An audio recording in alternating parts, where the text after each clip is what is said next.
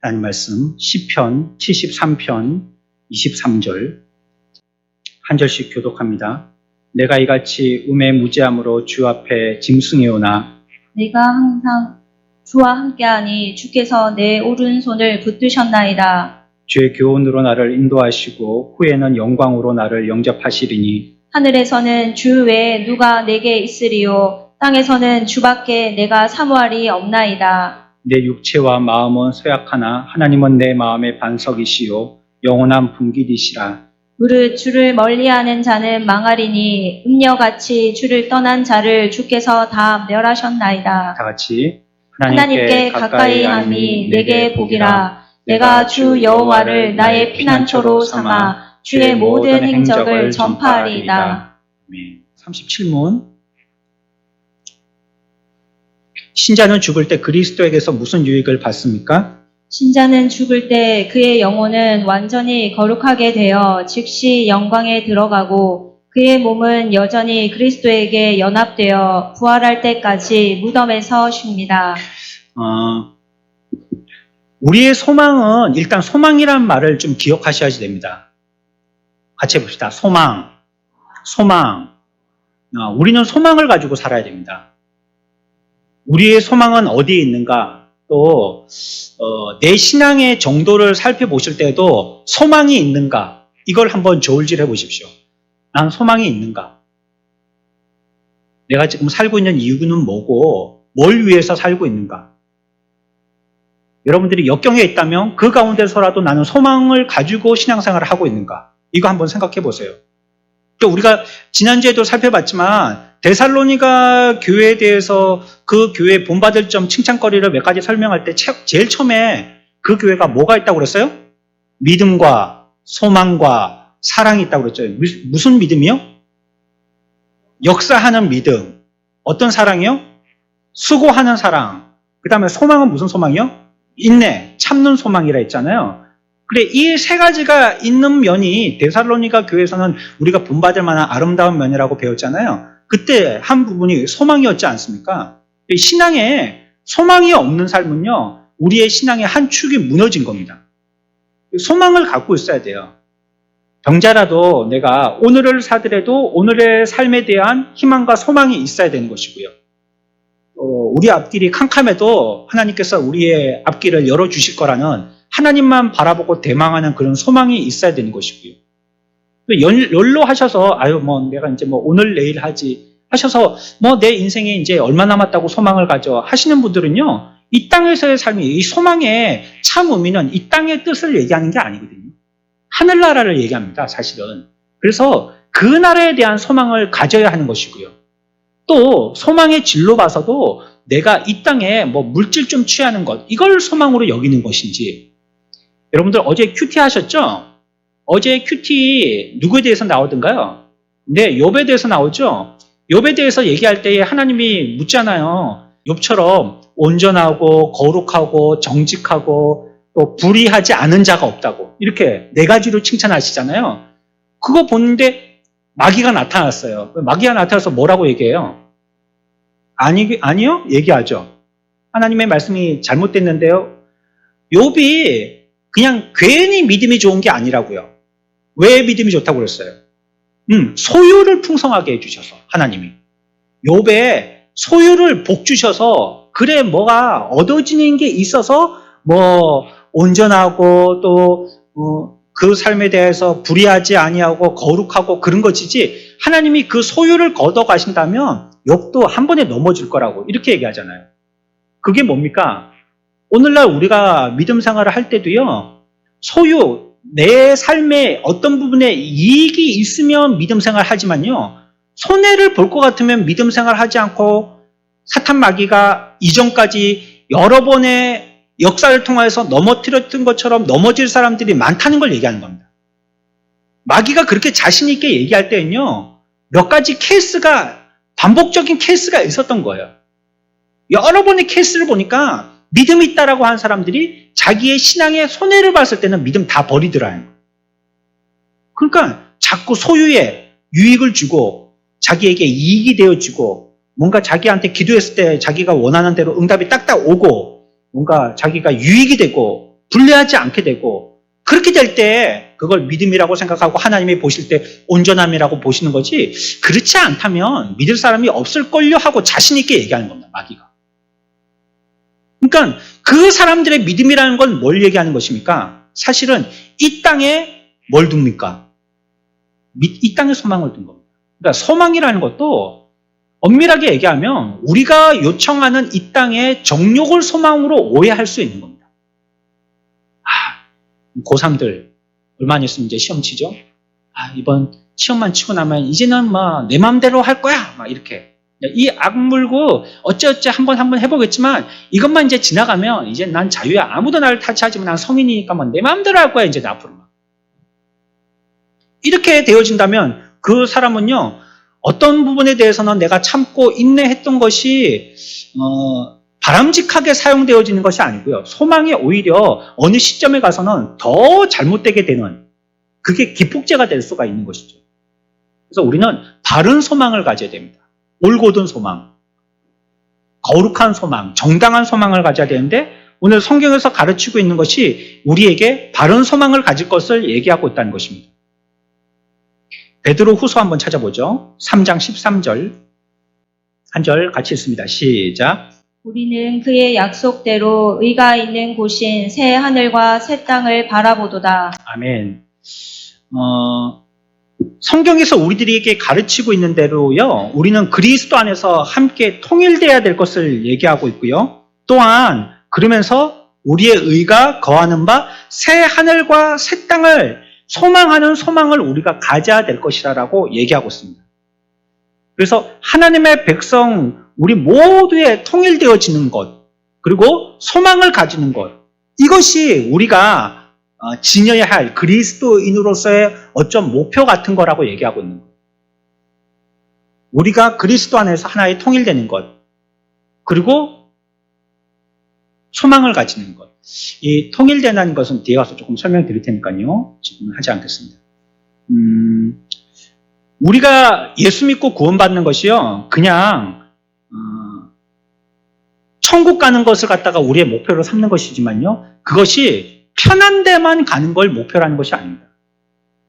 이거 이제 본질적인 질문을 다시 한번 되도록해서 해봐야 되는데, 여러분들은 왜 천국 가려고 그러세요? 그러면 목사님 가야 된다 하니까 그렇습니까? 여러분들은 왜 천국 가려고 하세요?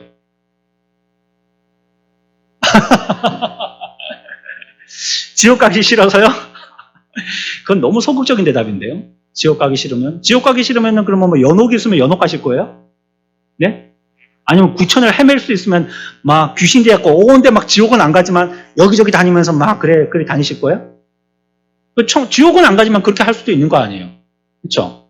막 날아다니고 진짜 뭐 연옥이 있으면 연옥의 중간에 있으면서 가슴 졸이면서 후손들 보고 기도를 열심히 해야지 내가 천국까지 올라갔다가 또 올라갔다가 기도 많이 하면 올라갔다가 또 성도 자기 후손들이 기도 안 하면 또 내려박았다가 불안한 삶을 살게 해요. 그러면 왜 천국 가려고 하세요?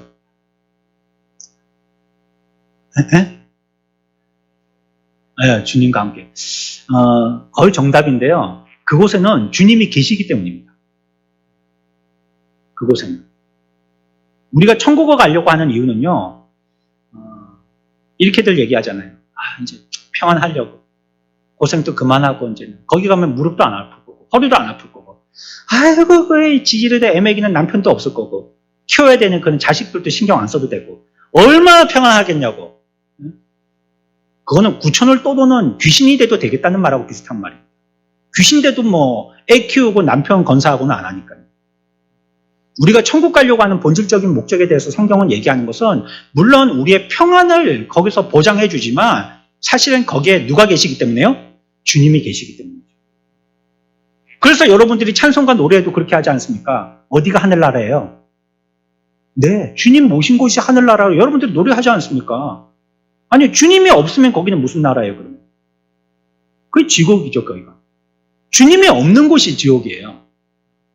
그러니까 우리가 이 땅에 살면서도요, 지옥과 같이 살 수도 있고 천국과 같이도 살 수 있는 거예요. 그러려면 어떻게 해야 돼요? 주님과 같이. 그건 그 뜻은 아니지만 주님과 함께 있어야 돼요. 그래야지 이 땅에서도 우리의 삶은 천국과 같은 삶을 맛볼 수가 있는 것입니다. 우리가 천국에 대한 소망을 가질 때도요, 천국에 대한 소망이 이 땅에서의 괴로움과 고통이 끝나는 것 정도로만 우리가 목적해서는 안 된다는 거예요. 그거는 그냥 1절만 하고 만 겁니다. 사실은 저 끝에까지 가서 완전하게 이 찬양의 가사가 무엇을 의미하는지를 알려면 4절까지 가야 되는데요. 그 4절의 뜻이 바로 그곳은 주님이 계시기 때문이라고 우리에게 얘기합니다. 이 소망을 가지는 겁니다. 주님과 함께할 소망인 거죠.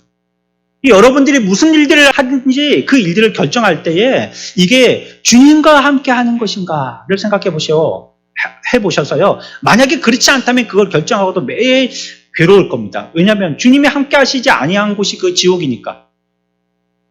주님이 계시지 않은 곳이 지옥이니까. 아무리 부자라고 할지라도 이전에 자기의 이 땅에서의 삶이 부자의 이력의 삶이었다 할지라도 거지는 아브라함 품에 주님 품에 가서 안기고 그곳에서 주님을 찬양하고 하고 있는데 나는 세상에서만 부자였지 지금은 주님이 없는 이곳에 와 있으니까 이전에 부자였던 거 창고 여러 개 지었던 게 아무 소용이 없거든요.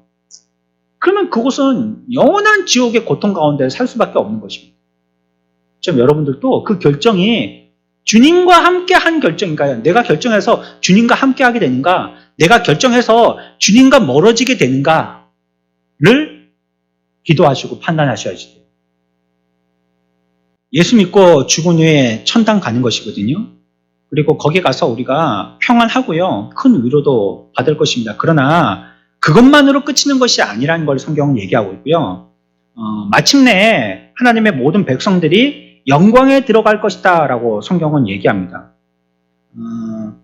그래서 하나님이 우리 인간들을 창조하신 창조의 목적은요, 그냥 우리의 몸만 천국 가는 정도가 아니고 우리의 몸과 함께 영혼이 다 같이 천국을 가고요, 또 거룩하게 되어져서 영광스럽게 되는 데까지를 얘기하는 거예요. 그 영광스럽게 된다는 말도요, 우리가 이 땅에 있는 동안에 하나님을 잘 섬긴다는 말로 그냥 그걸 바꿔서 생각하셔서 아니 그건 그거야 이렇게 생각하시면 안 돼요. 영광스럽게 된다는 건요, 여러분들이 이 땅에서 많은 수고와 노력을 하고 주를 위해서 인내하면서 충성하시고 또 그걸로 하늘나라의 상급을 쌓아야 된다라고 우리는 배우고 가르쳤는데요. 그러면 그걸 해가지고 천국 가면 뭐 하겠어요? 여러분들은 천국 가서 뭐 하실 것 같으세요? 주님이 계신 천국에 갔어요. 네, 주님이 너무 좋아서 그 천국에 딱 갔어요. 그 여러분들 거기 가서 뭐 하실 것 같으세요?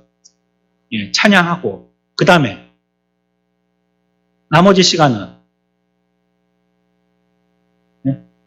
또 밥 챙기고 그 다음에 또 끼니 걱정하고 막 또 애들 뭐 학비 걱정하고 막 아파서 병원 걱정하고 그래야 될까요?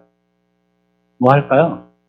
우리가 이 땅에서 그 나라를 대망하면서 그런 충성스러운 상급을 쌓게 되어지는 것도요, 우리가 이 땅에서 여러분들이 그와 같이 훈련하고 노력한 것 가지고 거기 가서도요, 그렇게 써먹는 거라고 전에 배웠습니다. 전에. 전혀 딴 세상에 가서 우리가 전혀 느끼지도 못하고 알지도 못하는 그곳에 가서 생소한 삶을 새롭게 시작해야 되는 곳이 천국이 아니라고 말씀드렸어요. 우리의 삶이요, 그대로 관통되는 것이 천국입니다. 물론 거기에 가서는 뭐 부모 형제라든지 뭐 또 자녀라든지 뭐 그런 관계로 인해 가지고 서로 구속되어지는 이런 것은 없겠지만 스스로가 다 자연스럽고 또 자유스럽겠지만 그러나 우리가 이 땅에서 어떻게 살았던 모습이요, 그 나라에 가서도 그대로 연계되어지는 거예요. 그러니까 우리가 여기서 충성한 사람은요, 거기에 가서도 뭐 할까요? 충성합니다. 여기서 게으른 사람은요, 거기 가서 또 게으르게 됩니다. 우리가 여기서 주님을 열심히 찬양하고 잘 섬기고 잘 알고 잘 배우고 한 사람은 거기에 가서 열심히 잘 찬양하고 잘 섬기고 잘 배우고 그렇게 되는 것이에요.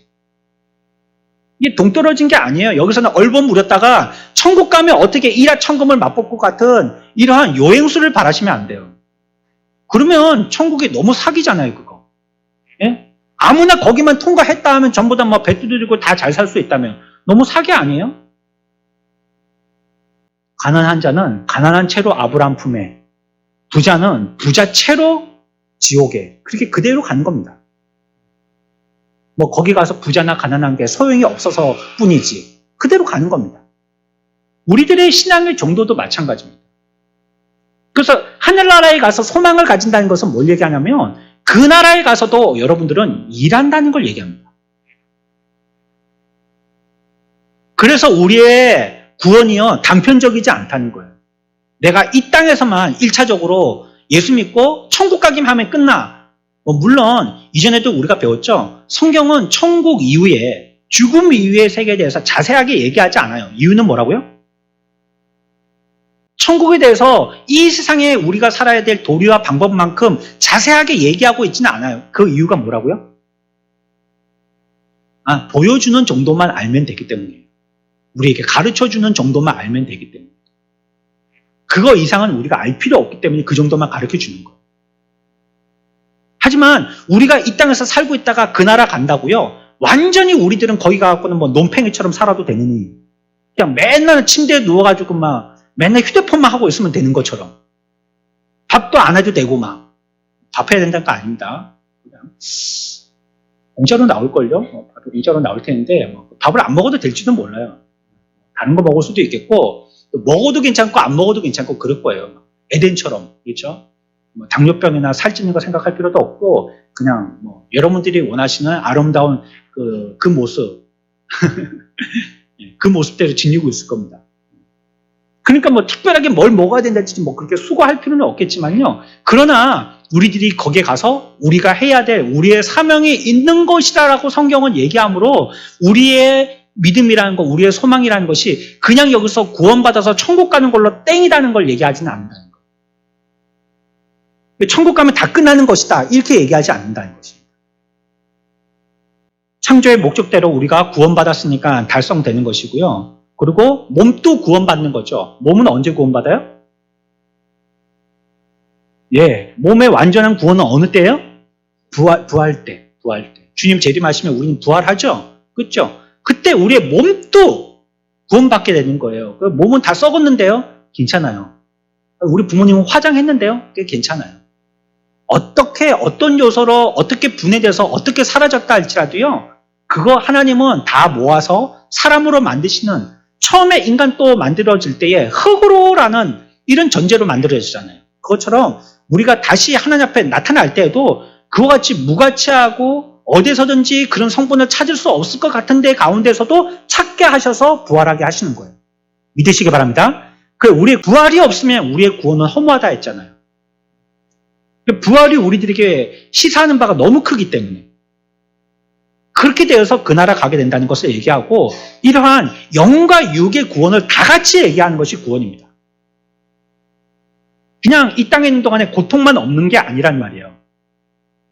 그 고통 없는 것도 우리가 우리의 시선을 오전 예배 때 설명드렸습니다. 바꿔야 된다라고 말씀드렸고, 그리고 또 우리의 삶에서도 이 땅에서만이 우리의 삶이 끝나는 것으로만 생각하시면 안 된다는 거예요. 여러분들 기억하시기 바랍니다. 그걸 얘기하면서 영광스럽게 된다라고 얘기합니다. 답에 보면 신자는 죽을 때 그의 영혼은 완전히 거룩하게 되어 즉시 영광에 들어가고 할 때 그 영광 얘기하는 겁니다. 지금 그 영광에 들어간다는 것입니다. 그래서 우리의 구원이라는 건요, 매우 풍부한 구원을 얘기합니다. 구원은 예수 믿어가지고 천국 가는 그 단계까지만을 구원으로 얘기하지 않는 거고요. 그 이후에도 영원히 사는 것도 다 구원으로 얘기한다는 거예요, 성경은. 그래서 우리의 소망의 초점은 어디에 두냐면 요단강 건너가는 걸로 끝나면 안 됩니다.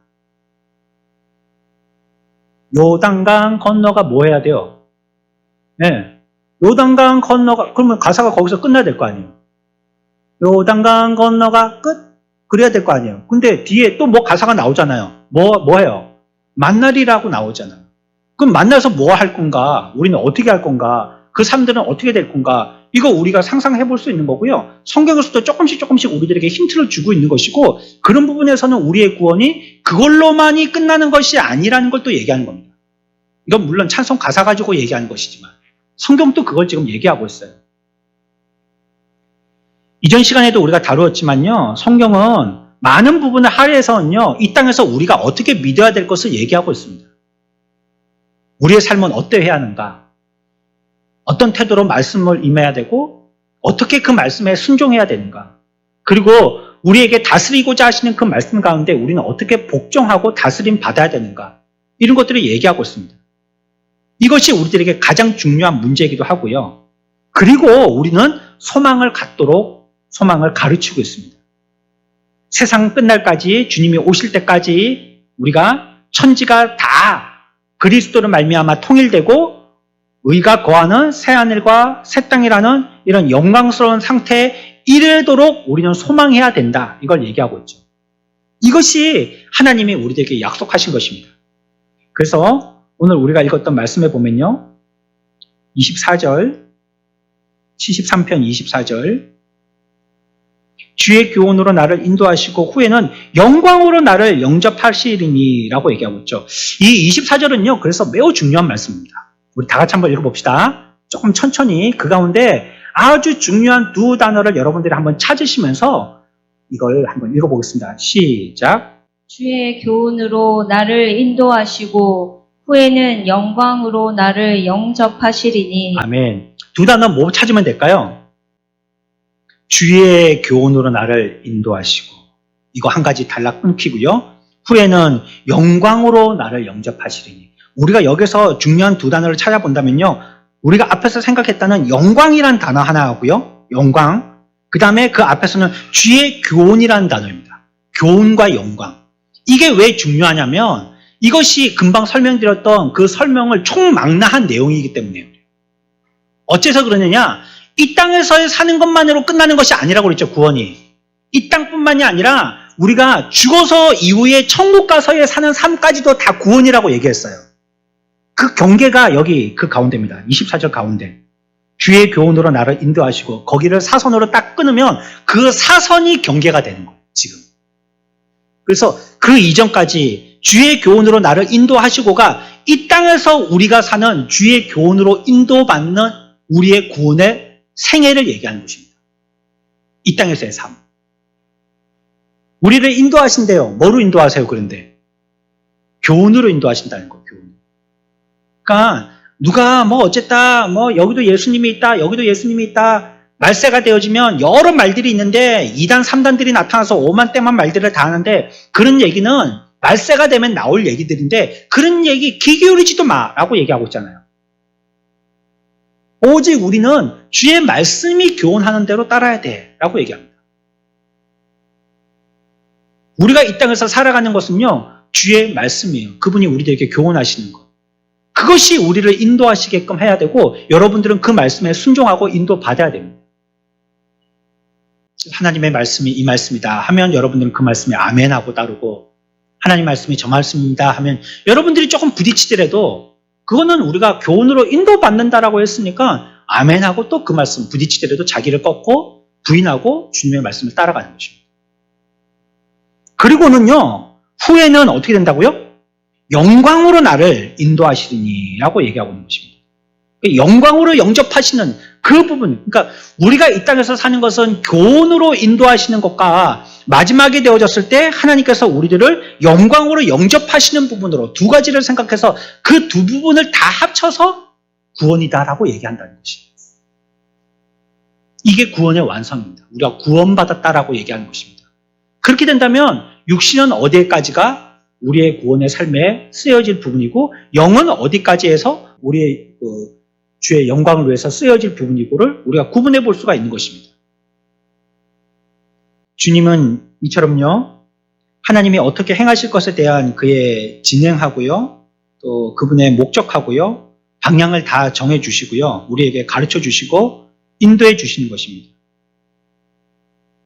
이런 주님에 대해서 우리들은 사모하면서 그분을 따라가는 것이죠. 그래서 이렇게 우리들에게 교훈하여 주시고 인도하여 주시니까 우리들은 이 세상에 있는 동안에 주님의 인도만 따라가면 되는 것이죠. 이게 어떻게 보면 참 쉽기도 하면서도 참 어렵기도 한 것입니다.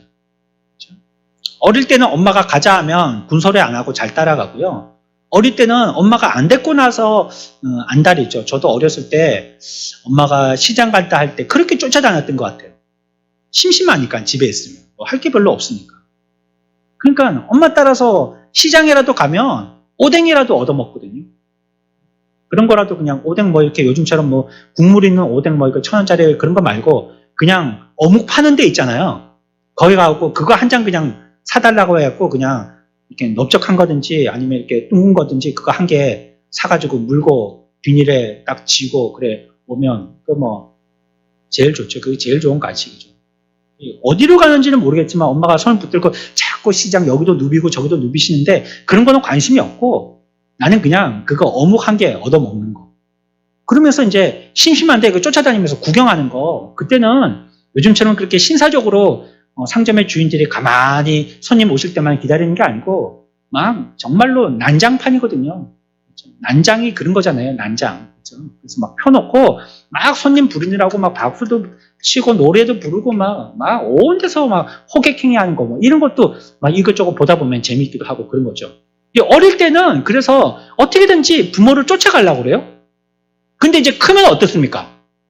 크면 부모가 애들 보고 같이 좀 가자고 그러죠.